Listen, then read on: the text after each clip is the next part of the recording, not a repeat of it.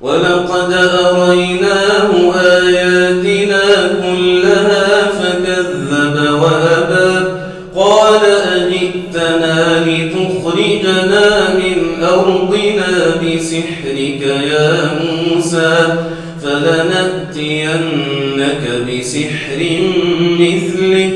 فاجعل بيننا وبينك موعدا لا نخلفه نحن ولا أنت مكانا سوى قال موعدكم يوم الزينة وأن يحشر الناس ضحى فتولى فرعون فجمع كيده ثم أتى قال لهم موسى ويلكم لا تفتروا على الله كذبا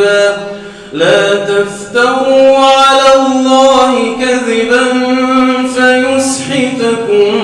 بعذاب وقد خاب من افترى فتنازعوا أمرهم بينهم وأسروا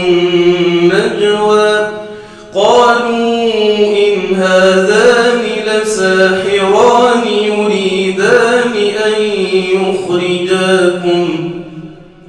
يريدان أن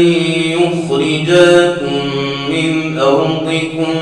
بسحرهما ويذهبا بطريقتكم المثلى فأجمعوا كيدكم ثم أتوا صفا وقد أفلح اليوم من استعلى قالوا يا موسى إما أن تلقي وإما أن نكون أول من ألقى قال بل ألقوا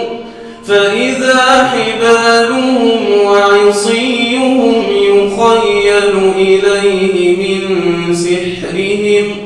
يخيل إليه من سحرهم أنها تسعى فأوجس في نفسه خيفة موسى قلنا لا تخف إنك أنت الأعلى وألق ما في يمينك تلقف ما صنعوا إنما صنعوا كيد ساحر ولا يفلح الساحر حيث أتى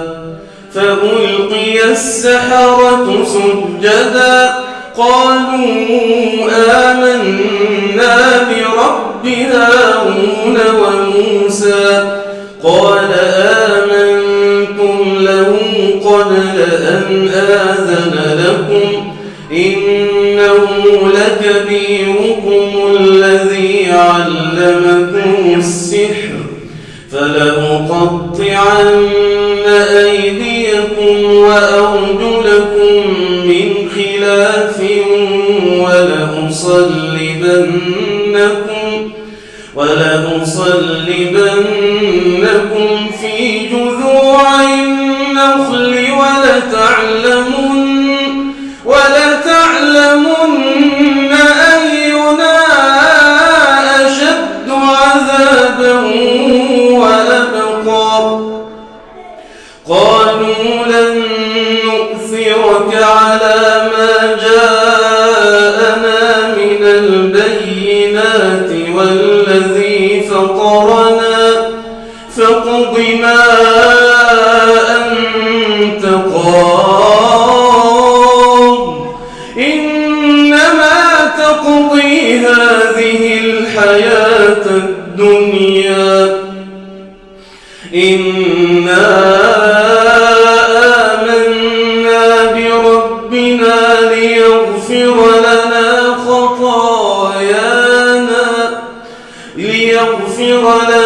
خطايانا وما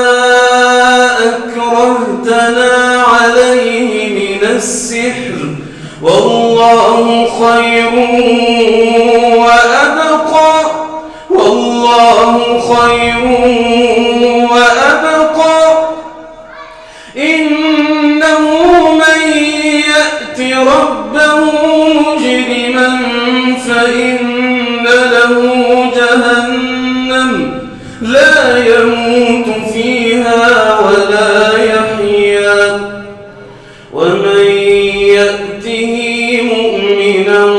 قد عمل الصالحات فأولئك لهم الدرجات العلى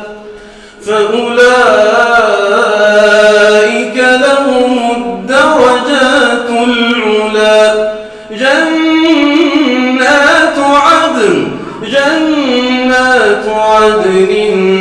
تجري من